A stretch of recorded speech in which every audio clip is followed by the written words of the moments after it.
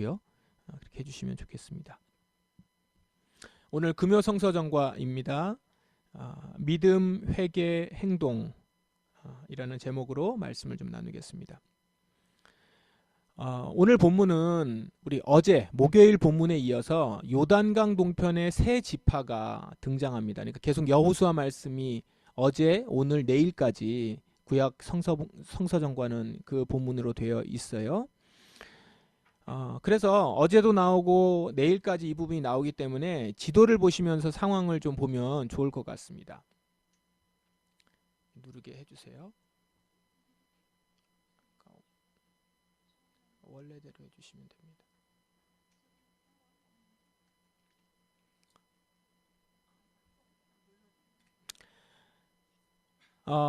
화면을 좀 보시면 간단하게 보시면 되겠습니다. 그러니까 잠깐 보시면 이렇게 이제 분배가 됐는데 지파별로 땅이 분배가 됐는데 가운데 보시면 요단강이 나옵니다. 가운데 요단강이 있죠. 그 요단강을 중심으로 해서 동편과 서편, 오른쪽이 동편인 것이고 왼편이 서편인 겁니다. 왼편 쪽이 이제 가나안 땅이에요. 요단강을 건넌다는 게 바로 여기를 건넌다는 건데 이제 지도 그림으로 그린 거라서 이제 크기 차이가 조금 납니다만 지금 오른편에 세 지파가 있습니다. 르우벤 지파, 갓 지파, 므낫세 지파가 이제 오른쪽 동편에 있고 나머지 이제 10지파가 왼쪽에 있습니다. 그렇게 하면 이제 13지파가 되는데 여러분 여기 보시면 므낫세 지파가 오른쪽에도 있고 왼쪽에도 있죠. 동편에도 있고 서편에도 있습니다. 이렇게 반씩 나누어서 왼쪽 오른쪽에 므낫세 지파는 나눠졌습니다. 그래서 성경에서는 므낫세 반지파 이렇게 부릅니다. 므낫세 반지파. 반지파씩 양쪽으로 나눠져 있어서 한쪽은 세 지파 또 오른쪽은 가나안 쪽에 그쪽에도 10지파. 그래서 다 합하면 13지파지만 반지파씩 들어가 있으니까 12지파 이렇게 된 겁니다. 아마도 므낫세 지파가 숫자적인 축복을 자손의 축복을 많이 받은 것 같아요. 실질적으로 가장 많은 숫자는 아니지만 인구 증가가 아주 잘 많이 이루어졌었던 것으로 이렇게 파악이 됩니다. 이렇게 민수기서에 숫자를 파악을 해보면 숫자 증가가 많이 늘어났어요. 므낫세 지파가. 자, 어제 본문을 좀 기억해 보세요. 어제 본문은 이 세 지파가 오른쪽에 있는 요단강 동편에 있는 세 지파가 나머지 9지파 그러니까 이제 이쪽에 있는 10지파라고 할 수 있겠죠. 이 10지파와 함께 땅을 정복하는 일에 동참을 합니다. 그리고 임무를 마치고 나서는 다시 고향 땅으로 이렇게 돌아갔다라는 내용이죠. 어제 내용을 좀 기억하십니까? 그리고 이제 오늘 본문인데 오늘 본문에는 뭐가 나오냐면 이 세 지파가 오른쪽 요단강 동편에 있었던 세 지파가 별로 시간이 지나지 않아서 얼마 지나지 않아서 요단강 근처에 그러니까 이쪽 가나안 쪽에서 다 보이는 쪽인데 그쪽에 큰 제단을 쌓고 예배를 드렸다 이렇게 나옵니다. 근데 보기에 상당히 컸다. 그러니까 이것은 의도적으로 요단강 서편에 있는 쪽에서 잘 보일 수 있도록 그렇게 제단을 쌓은 거죠. 자, 이들이 이렇게 제단을 쌓고 예배를 드리려고 했었던 이유가 내일 토요일 본문에 자세히 나옵니다. 내일 본문을 좀 하세요. 제가 오늘은 별도로 하지는 않겠습니다. 결론적으로 이들이 제단을 쌓으려고 한 것은 불순한 의도는 아니었습니다. 불순한 의도는 아니었는데 그러나 아직은 이 의도를 모르는 가운데 요단 동쪽 지파들이 이 제단 쌓았다는 이야기를 듣고 그리고 제단이 보이는 걸 보고선 그 소식을 이제 들었습니다. 그리고 보게 됐어요. 그리고 이 제단을 쌓았다는 소식을 듣고 이스라엘 백성들이 그들과 싸우려고 실로로 몰려왔다 이렇게 합니다. 얘기합니다. 그럼 왜 이렇게 싸우려고 몰려왔을까요? 왜냐하면 이들이 제단을 쌓는다는 것은 곧 하나님에 대한 반역이라고 생각했기 때문에 그렇습니다. 하나님은요 이스라엘 백성들에게 한 곳에 모여서 예배를 드려라 라고 말씀하셨어요. 그 말씀을 광야에 있을 때 말씀을 하셨는데 이것은 다른 제단은 인정하지 않는다는 걸 의미했습니다. 당시에 가나안 쪽에 실로에 제단을 쌓아서 거기서 예배를 드리고 있었습니다. 아직 성막은 없을 때니까요. 성전이 예루살렘 성에 세워지진 않았으니까 실로에 모여 있을 텐데 근데 지금 임의로 세 지파가 요단강 동편에 제단을 쌓으려고 하는 거예요. 그건요 하나님의 말씀을 거역하겠다는 거고 반역하겠다는 거죠. 그리고 공동체에게는 배신 행위를 하겠다는 얘기가 됩니다. 그래서 이들의 일을 막으려고 백성들이 모여온 겁니다. 근데 먼저 싸움을 하기 전에 사람을 먼저 보내죠. 도대체 무슨 이유로 제단을 쌓았는지 마지막으로 한번 확인하겠다 이겁니다. 그리고 이 일에 대해서 경고하겠다라고 이제 한 겁니다.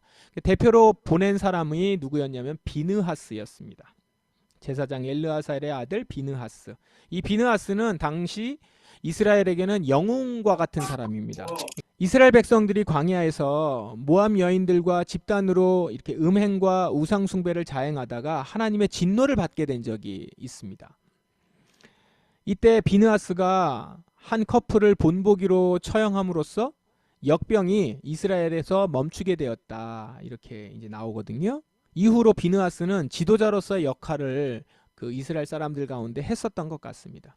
이 비느하스가 대표로 이 세 지파에게 갔습니다. 가서 이렇게 묻습니다.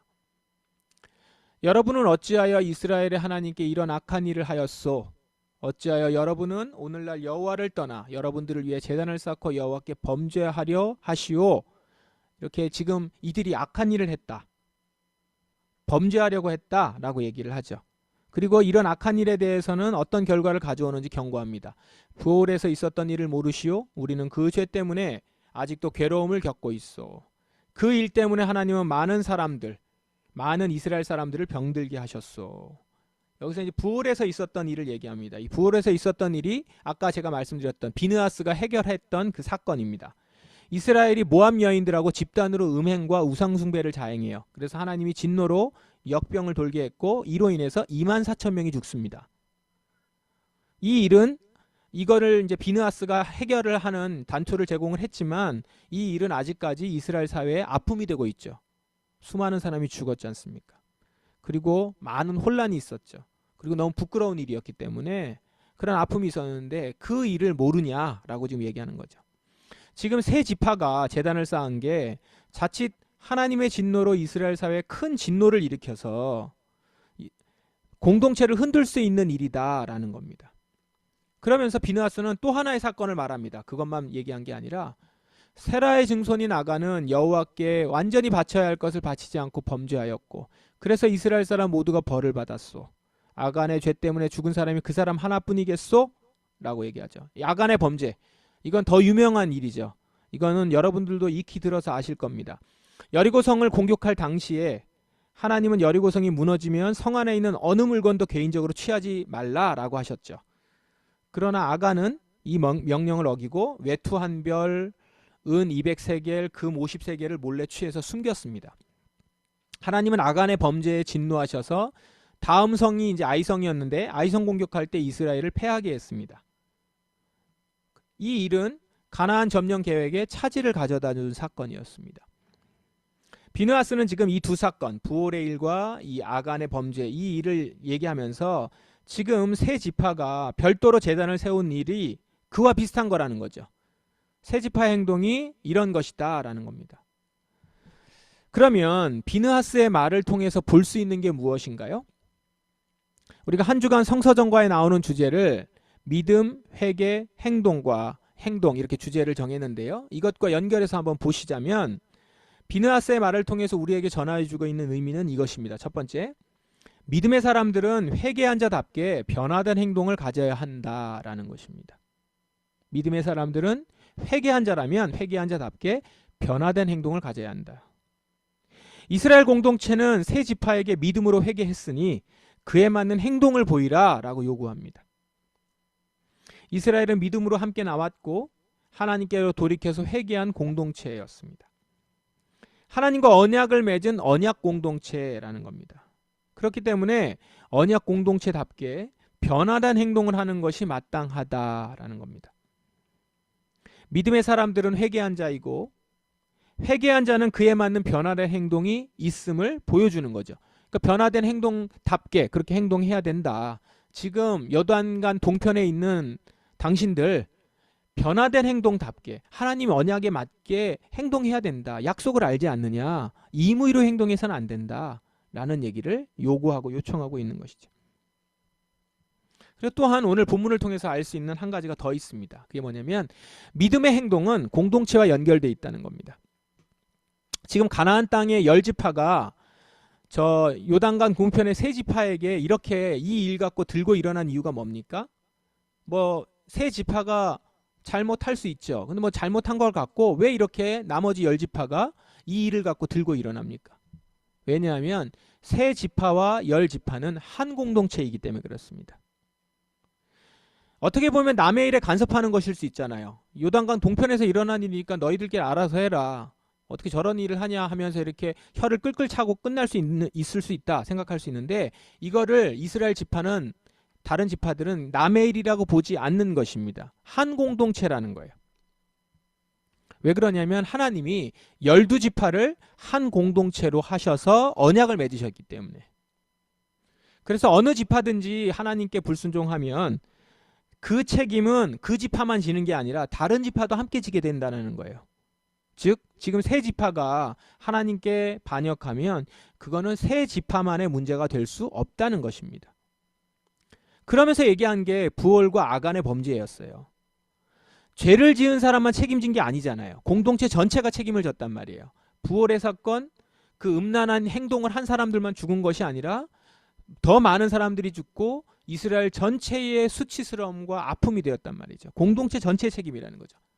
아간의 범죄 같은 경우는 더 뚜렷해요. 한 사람이 혼자 지은 거잖아요. 한 사람이 도둑질한 거예요. 근데 혼자가 아니라는 거죠. 아간은 자기 하나쯤은 괜찮다 생각하고 했을 수도 있어요. 이걸 어떻게 할까 모를 수 있을 거라고 생각했어요. 그러나 그거는 자기가 공동체에서 얼마나 중요한 존재인지를 모른 거예요. 자기가 공동체와 연결되어 있다는 걸 간과한 것이죠.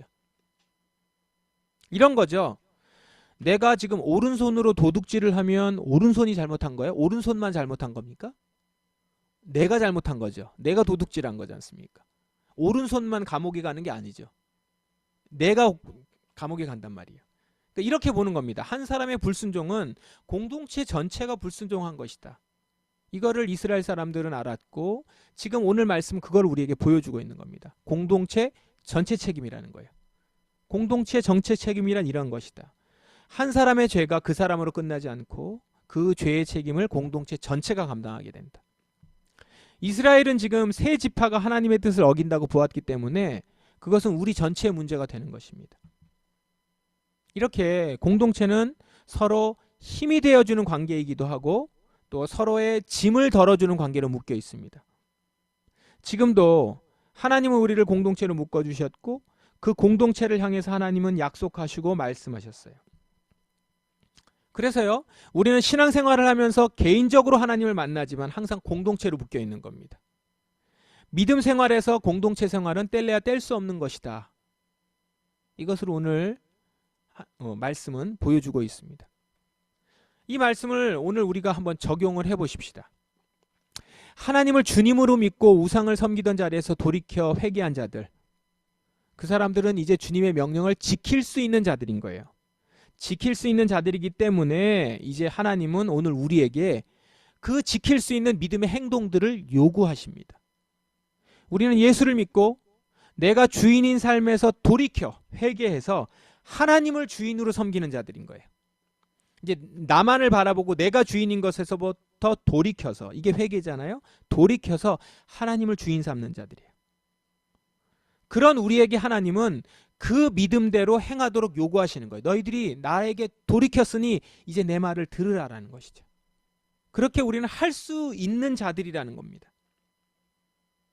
이걸요 오늘 성서전과의 신약 본문에 보시면 로마서 말씀인데, 로마서 말씀에 이렇게 나옵니다. 이런 행동을 해야 하는 것은 여러분도 알다시피 벌써 잠에서 깰 때가 되었기 때문입니다.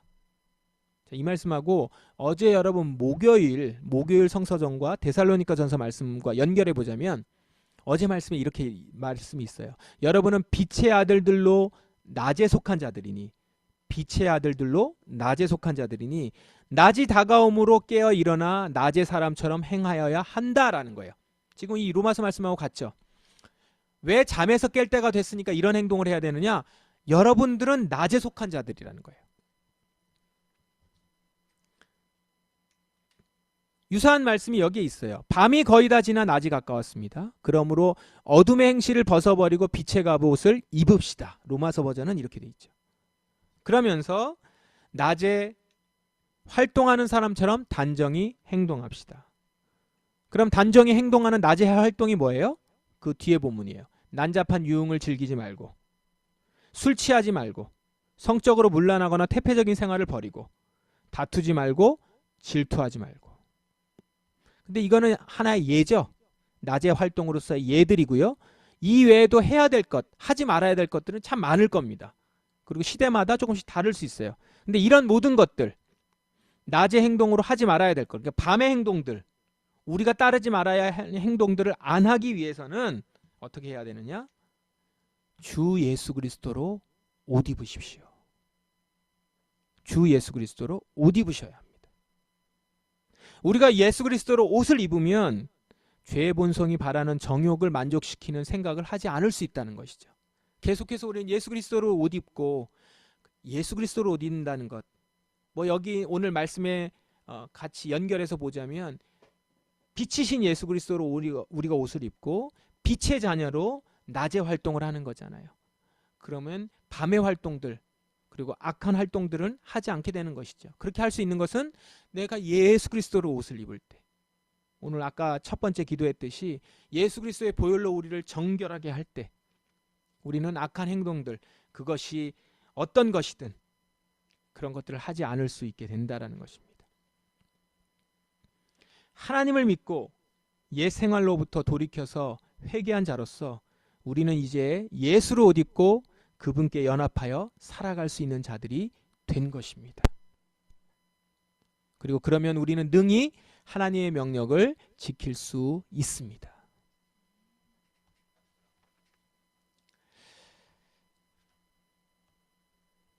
또 여러분의 믿음의 행동이 공동체 전체의 힘이 된다는 것을 기억하십시오. 믿음의 순종, 헌신된 행동은 공동체 전체에 힘을 북돋아 줍니다.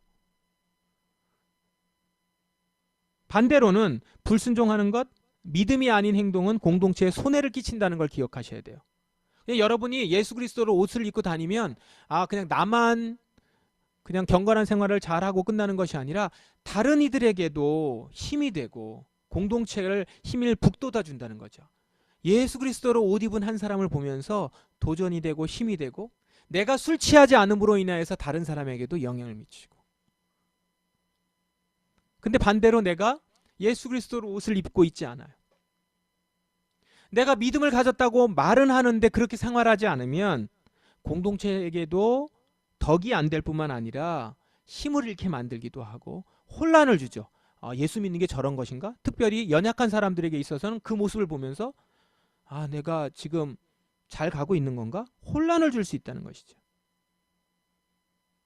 조금 심하게 얘기해 볼까요? 사실 심한 건 아니에요. 아간과 같이 될 수 있는 거예요. 우리가 자신의 존재가 얼마나 중요한 존재인지 간과하면 우리가 공동체를 깨는 행위를 할 수도 있다는 겁니다. 그래서 여러분 아간과 같이, 아간이 생각한 것 같이 생각해서는 안 되고, 아간은 자신의 존재가 얼마나 중요한지를 간과했던 거예요. 공동체 안에서 자신의 믿음의 행동을 하지 않으면서도 내가 하는 게 뭐 대수라고 이렇게 생각해서는 안 되는 것입니다. 여러분 한 사람이 공동체를 세우는 자리에 있는 것이고, 여러분 한 사람이 빛을 비춰야 되는 몫을 감당해야 된다는 것이죠.